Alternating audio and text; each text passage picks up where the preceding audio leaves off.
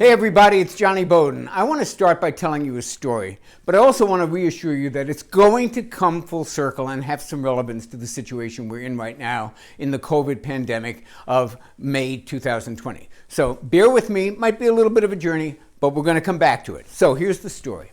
Once upon a time, there's a dude who's a parking valet at a fancy hotel in Cleveland. He parks cars for a living, and he's a nice guy.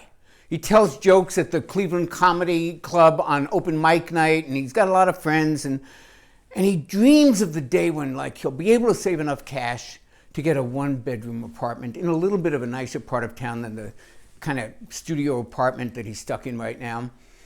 And he dreams of having enough money to buy a better car.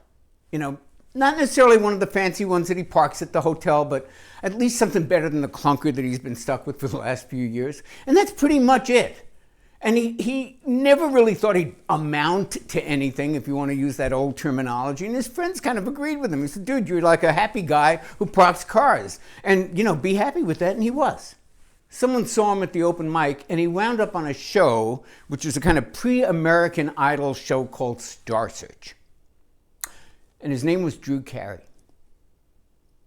And when I heard that story, the first time I heard it years ago, it made me contemplate a question, which is, what if your dreams are not as big as you are?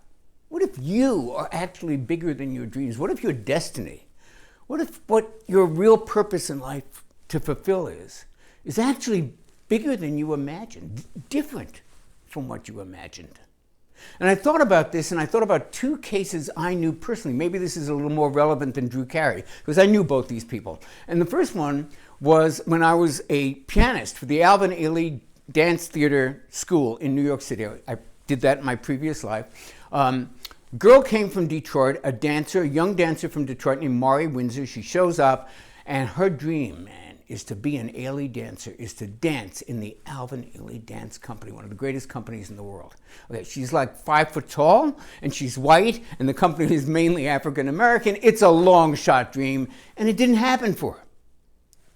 But in the time that she was there in New York studying, she discovered what she really, really wanted to do by being an Ailey dancer, which was be on a stage, inspire and move people, and change their lives that way.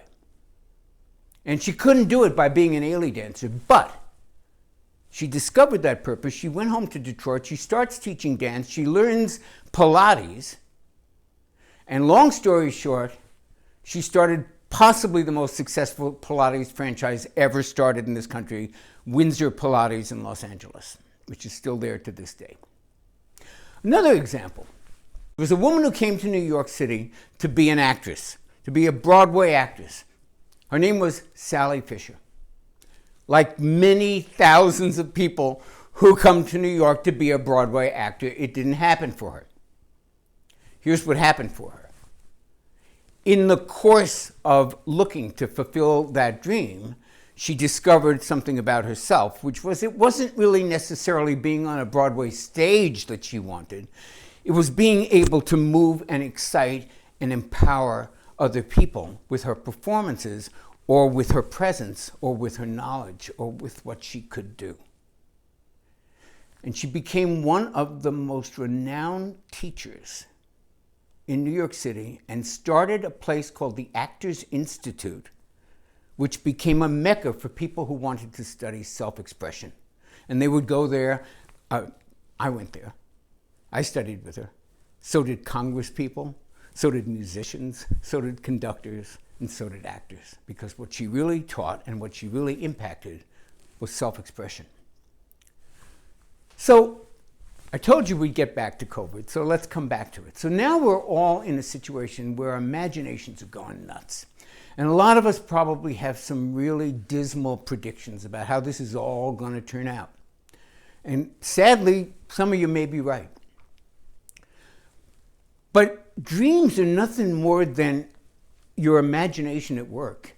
And these outcomes for COVID are nothing more than our imaginations at work. We take the facts we think we have and we weave something together like Drew Carey did. Well, I'm a parking valet. I don't have any other real skills and I don't really have any resource of money, so you build a dream out of that. And maybe right now you're sitting at home in lockdown and you're building an imaginary future out of what you're feeling right now. Maybe, and that's my purpose of this video, maybe that future is different than what you're imagining now. Maybe it's bigger.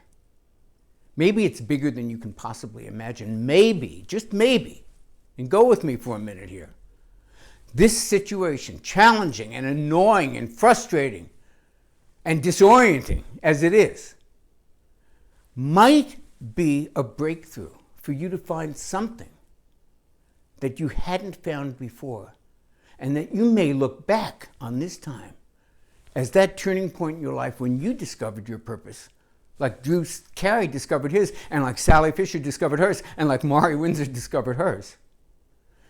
And that purpose and that future that you can build from that purpose may be bigger and very different than what you think it is right now.